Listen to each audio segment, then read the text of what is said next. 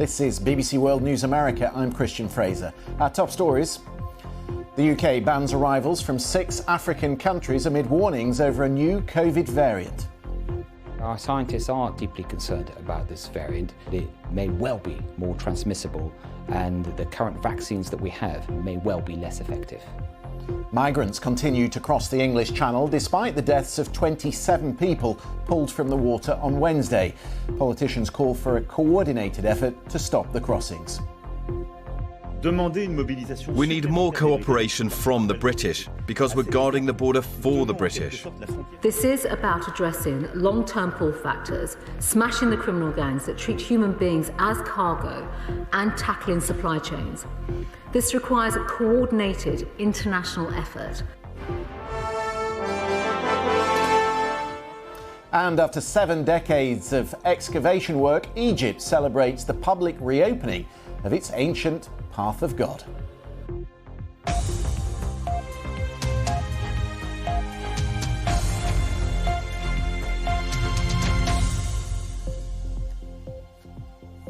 Welcome to World News America on PBS and around the globe.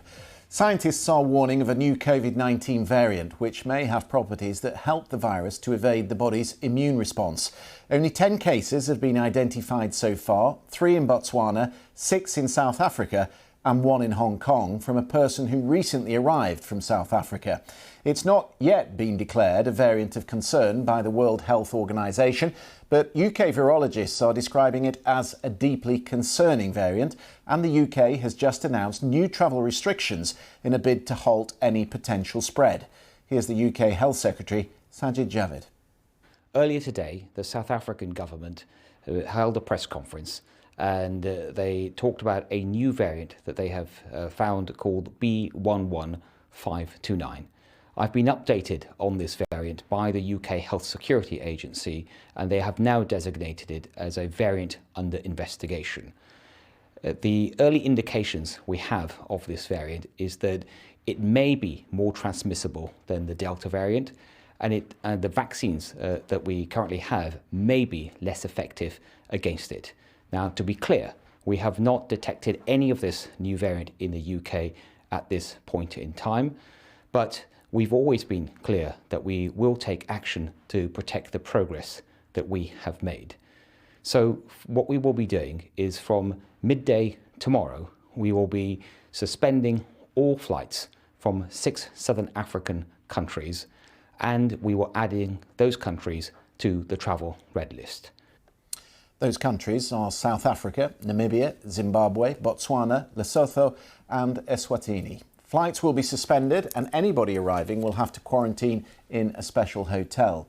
Professor Salim Abdul Karim chairs the South African Ministerial Advisory Committee on COVID-19. He told us it's almost impossible to predict how serious this variant is.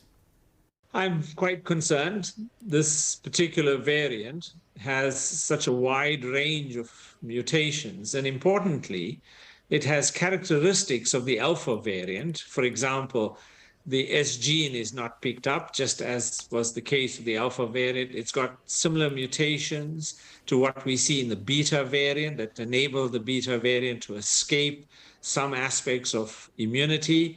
And it's got mutations that are also common to the Delta variant. So it's likely to have higher transmissibility. And those characteristics together would pose a problem. Now, it must be said, we don't yet know how this virus is behaving. It's only just been described, but we are extrapolating based on the mutations that we know from the other variants. It has highlighted the importance of good surveillance.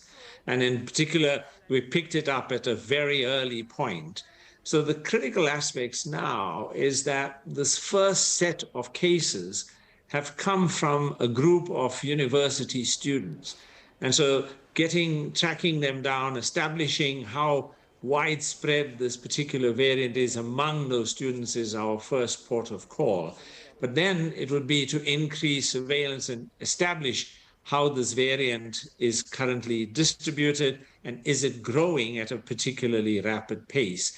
And then would come some guidance about what restrictions we need to put in place while research is underway to establish if our vaccines remain effective against this variant. Professor Salim Karim from South Africa. Do stay with us for more on this. We're going to be crossing live very shortly to our correspondent in Johannesburg. The United Nations Refugee Agency says the deaths of 27 people on Wednesday as they attempted to cross the English Channel could have been avoided.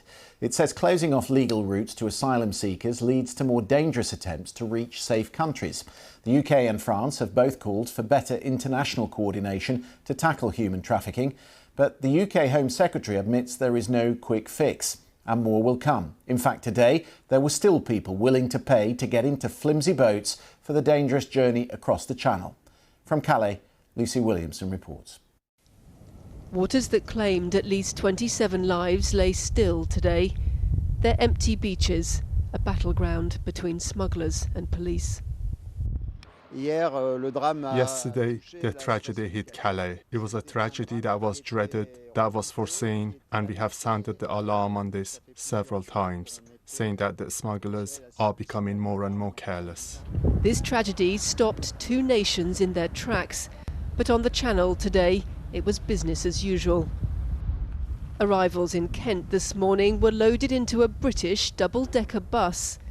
Fear just isn't enough to slow a trade greased by profit and fuelled by hope. The boats they came in on, as flimsy and dangerous as the one that capsized yesterday. Any puncture on boats like this can be fatal. The one found yesterday had deflated, the French Interior Minister said, like a child's paddling pool. There are questions here now about whether it may have been hit by a container ship. This is where the boat is thought to have set off from on its journey to the UK yesterday. A local mayor told us the people smugglers here have become much more violent over the past year, and the turf wars between them more vicious. Some, he said, are now carrying guns. What happened yesterday was a dreadful shock. It was not a surprise, but it is also a reminder of how vulnerable people are put at peril when in the hands of criminal gangs. There is also, Madam Deputy Speaker, no quick fix. But could this tragedy have been stopped? In the UK today, suggestions that the French police should be doing more. France sent the message straight back. We are asking for an increased involvement from the British because I would like to remind you that we are holding the border for the British in a way, and that all these women and men do not want asylum in France. We offer it to them, and all those who want it are processed in centers set up around Calais and Dunkirk, and we will reinforce the means involved in our sea rescue operations. 5 suspected smugglers thought to be linked to the crossing have been arrested. France says it's dismantled more than 40 networks since the beginning of this year. So why isn't it having an effect? The chief of smugglers, they live in England and they invest the money. I make one accusation to the English government. I say, why you don't control the fiscality, the money of this guy? In Calais and Dunkirk tonight, people gathered to remember those who died. The cold, a reminder of the conditions they faced. Many migrants say they're still planning to cross. 27 people died here yesterday, but the business that killed them lives on. Lucy Williamson, BBC News, Calais. So what of the French perspective? A little earlier I spoke to Nathalie Loiseau. She's a French MEP who previously served as Emmanuel Macron's Europe Minister. I asked her whether France would accept the British offer to carry out joint patrols on the beaches. There are 3 answers to that. It's no, no and no. No, because it's a problem of sovereignty. No, because it's a problem of efficiency. You cannot put a patrol every mile or every kilometer. The coast is extremely long and more people are taking more risks. So what cooperation then, when he speaks of cooperation, what cooperation does President Macron want? Let's start by the cooperation we are having right now. 20,000 migrants were stopped in France because we are doing it for the United Kingdom since the beginning of this year. 1,000 boats were stopped before they crossed the Channel. There is much less people trying to cross through the tunnel or taking ships to the United Kingdom than they were 5 years ago. This is a huge cooperation that we are dealing with, and there is exchange of information between France and the UK on networks of smugglers. Damien Green, the Conservative MP in Kent, said today that the British side are not asking the French. It's impractical to police the entire coastline. It's way too long. But President Macron has talked today about putting military drones in the air, gathering intelligence, and then police responding to where there are numbers of people heading into the water. And that is where I think the British government is saying, look, we can help you with that and run these joint patrols, and we can help with the intelligence. I would love that there is more intelligence sharing from the British side, because what I'm aware of is that there are exchanges of information. The French side is giving everything it has about networks of smugglers. But there is one certainty. If there are networks of smugglers, part of them are in the United Kingdom. And that would be even more efficient if the UK was providing information from what they know, what is taking place in the United Kingdom. Because if people cross the channel, it's because they know that they are going to be hosted and welcome in the UK as well. We have to crack down the smugglers' networks. We have to address the problems in origin countries. We have to do it together. I'm rather happy to hear that Boris Johnson realizes that there is a need to work in cooperation with the European Union with these sort of challenges which know no border. And migration is one of them. There should be definitely an agreement on migration between the UK and the EU. There was none in the Trade and Cooperation Agreement. It's not a reason not to make progress right now. The French MEP Nathalie Loiseau. No easy solutions, but let's not lose sight of the human suffering. Dr. Sabir Zazai fled the Taliban for Britain in 1999. After being granted asylum, he went on to become the head of the Scottish Refugee Council. Dr. Zazai, it's lovely to have you with us on the programme. I imagine when you look at the tragic events of yesterday, you see it in a very different way because, of course, you've been there. You know what it's like being a migrant trying to get into the country. Absolutely, Christian. The refugee journey is a perilous journey, and these images last night brought back the memories of that journey, and also the sufferings, but also opened up old wounds of seeking protection and asylum in a new society. It's not an easy journey. The journey of people seeking protection is full of all sorts of dangers. It's not just smugglers or traffickers, but also the fact that people embark on these journeys leaving families behind, family members, and also the fact that these people have hopes and aspirations like any one of us. They're no different to us. The only difference is that they've lost everything they once had due to no mistake of their own. Yeah. I hesitate using the word migrants because, as you rightly corrected me, some of them are refugees. And I think that term sometimes dehumanises these people. There are women and children and young men in these boats who've tragically died yesterday. I mean, tell us about your journey. This is going back 22 years, I know, but you came through on a lorry, in the back of a lorry. How much control did you have over how you came into the country and how was it organised? Not much control over where I wanted to go and where I wanted to stay and what I wanted to eat. You're basically in the hands of people who control where you're going. So for me, I think what comes to mind is the fact that have I had a safe route to seek asylum in the UK? Was there any way of a humanitarian visa for me to come to the UK? I wouldn't have risked that. I wouldn't have risked my life, and I wouldn't have put my life in the hands of smugglers. And nobody wants that. But that's one of the issues, because we've spoken to people today in Jordan. There are millions of people in these camps in the Middle East. Clearly, countries can't host all of them, so you have to be selective. And those who are not chosen clearly are going to find other ways. I mean, is there a workable solution to this? There is definitely, and securitization of borders and drones and other things is not the only solution. I think there is a humanitarian solution as well. This is a humanitarian crisis, and there is a crisis of leadership as well. I think there is a call on the UK, and I think it's a watershed moment for the UK, and we call for immediate action by the UK government. First of all, that no one should ever feel their only option to seek protection in the UK is to put their lives at risk and at the hands of traffickers and smugglers,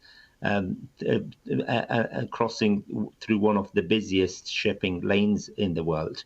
The UK must commit to deliver on safe routes, including commitment to global resettlement. There are conflicts. Obviously, there is the Afghan conflict, there's the Syrian conflict.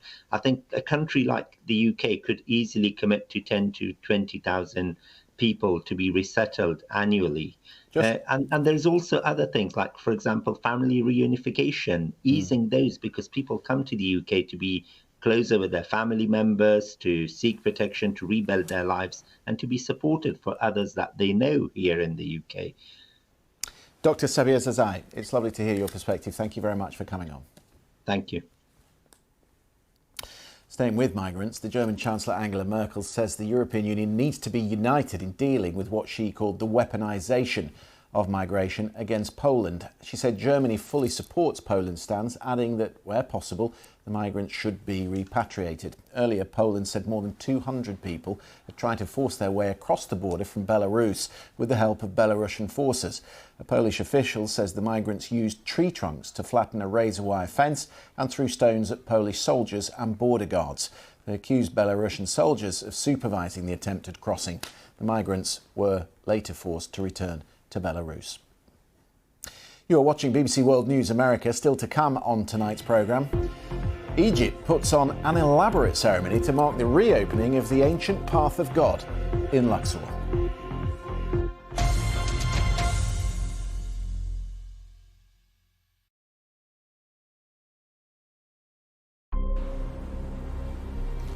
A good investment is like a journey. You need a solid companion who puts in as much effort as you do. Having years of experience in investment, Turkey has what it takes to be your companion. Let's sail together. Let's reach your goals together. Turkey, your resilient partner.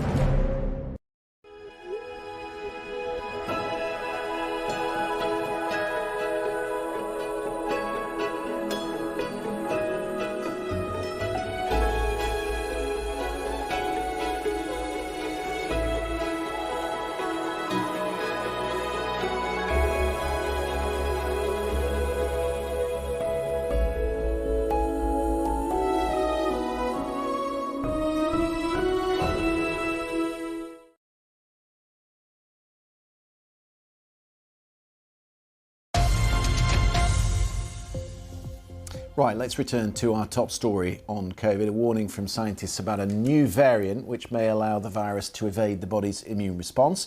Most of the cases detected so far are in South Africa. We can go to Johannesburg and our correspondent Andrew Harding is there for us. Andrew, clearly there's a lot still to learn about this variant. We've heard that from Professor Salim Karim in the last few minutes, but they're clearly concerned about how quickly it spreads.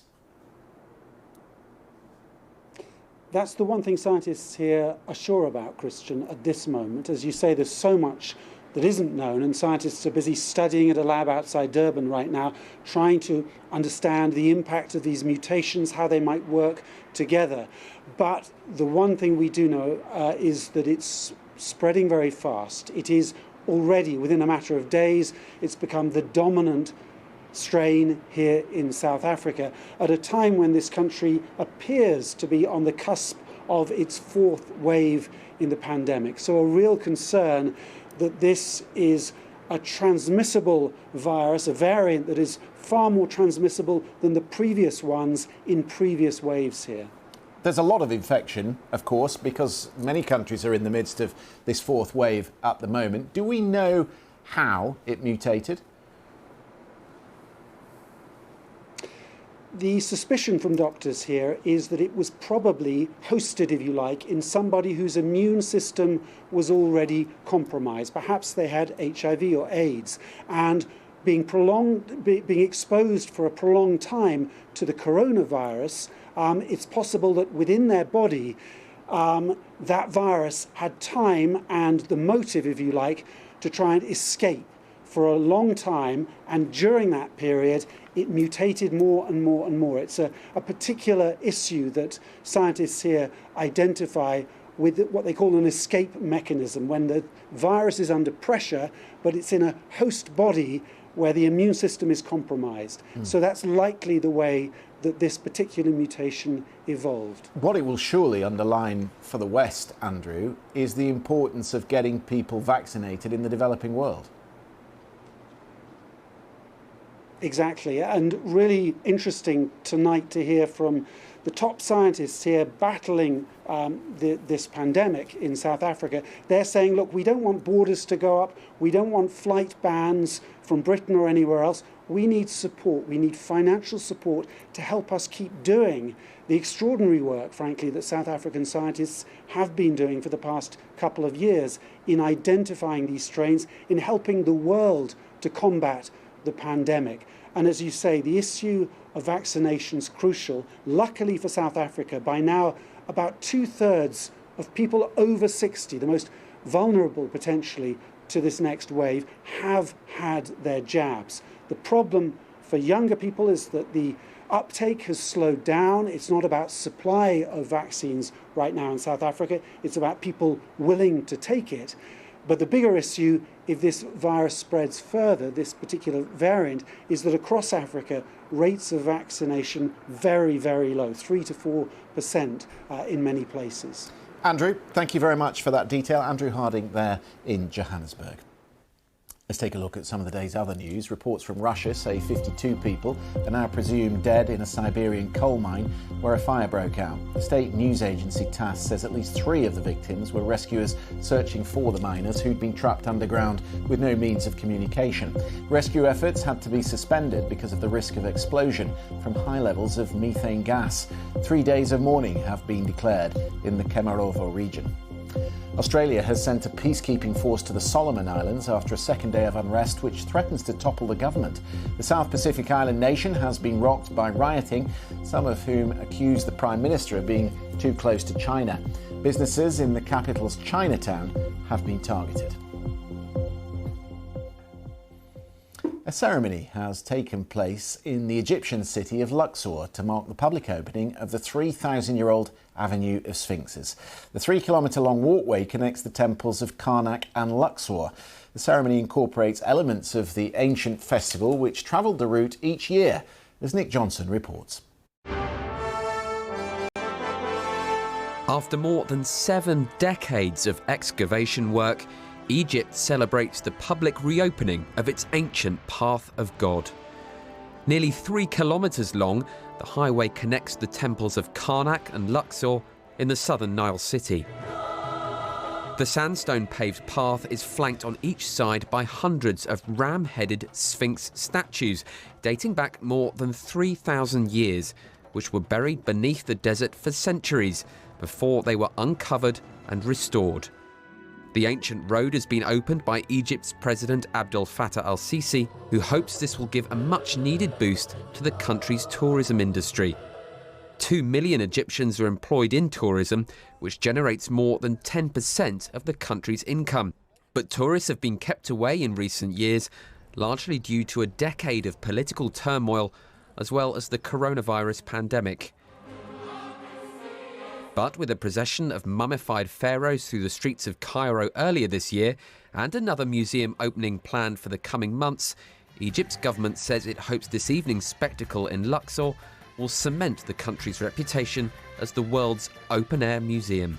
Nick Johnson, BBC News. Quite spectacular. I'm Christian Fraser. Thank you for watching World News America, and to our viewers in the United States, a very happy Thanksgiving.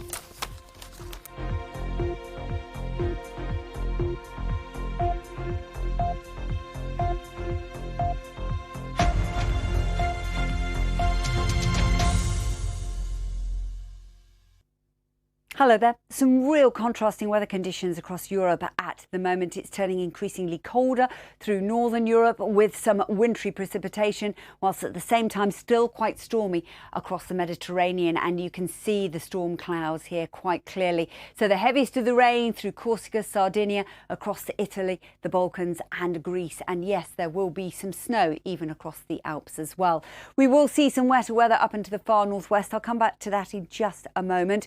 Over to Turkey, it's largely fine and quiet, but the heaviest of the rain certainly across Greece, the Balkans, over to Italy, and as I say, Corsica and Sardinia. Quieter across Spain and Portugal for the time being, but as that northerly wind kicks in, we could see some snow showers over the next few days. So here's a deep area of low pressure bringing some wet weather across the UK into the Low Countries and Scandinavia. That allows the cold air to start to flood in, and that could bring those snow showers into northern Spain across the Pyrenees as well. So real contrast to the feel of the weather here. Still stays unsettled through the eastern half of the Mediterranean. So city forecast for London, Paris, quite cool, but warming up into next week. Temperatures below the average for the time of year into Madrid, but at least it's dry and sunny. We will see plenty of sunshine, but cold into Oslo. Some wintry precipitation for Berlin as well. Take care.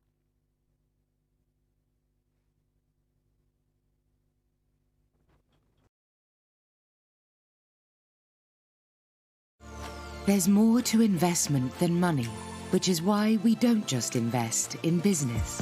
At the Public Investment Fund, we invest in something far more important. We invest in people. We invest in human ambition, in human futures, in human success. Because we want a brighter future for everyone. Public Investment Fund, funding new human futures. Come and see what you've never seen. Come on a journey you've never imagined. Welcome to Arabia, Saudi.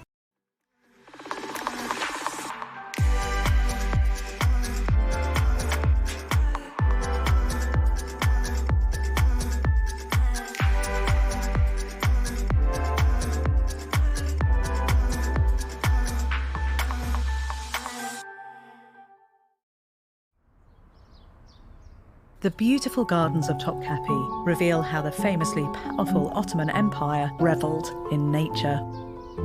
The first three courtyards were laid out like walled parks with animals roaming free. So here there would have been gazelles and peacocks and even little tortoises. Today the gazelles are long gone, but the gardens retain a sense of serenity and majesty. But the palace was also a semi-sacred space, designed around gardens that represented a kind of earthly paradise and the bounty and unified cosmology of Allah's creation. Designed for contemplation, gardens became a crucial part of Islamic Istanbul. The Ottomans celebrated their love of the garden in many art forms. Much Ottoman poetry idolised gardens as a sanctuary far away from worldly cares, where you could live a leisurely life and contemplate the beauty of things. So there are lines that describe sweet, heavenly scents and crimson roses. But then there's also melancholic verse that says that just like a rose, happiness can never last forever. Muya was a hell. Behind every headline, I had this feeling that I'm entering a prison. there is a human story. Kenya. This is Our World. I just seen the cops kill somebody. A series of documentary films that reveal the human drama at the heart of global events. If I'm in jail, I'm living my life meaningfully. Our World, this weekend on BBC World News.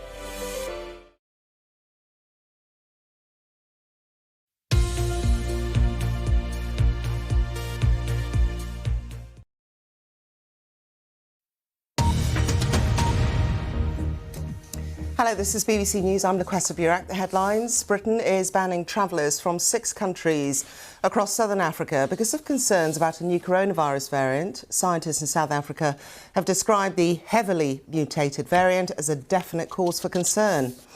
The United Nations says the deaths of 27 people who drowned in the English Channel could have been avoided. The UN Refugee Agency says closing off legal routes to asylum seekers leads to more dangerous attempts to reach safe countries. And more people have arrived on the south coast of England in small boats today, undeterred by Wednesday's tragedy. Britain and France have called for better international coordination in tackling human traffickers. And a ceremony has taken place in Egypt to mark the opening of the public of the 3,000-year-old avenue of Sphinxes in Luxor.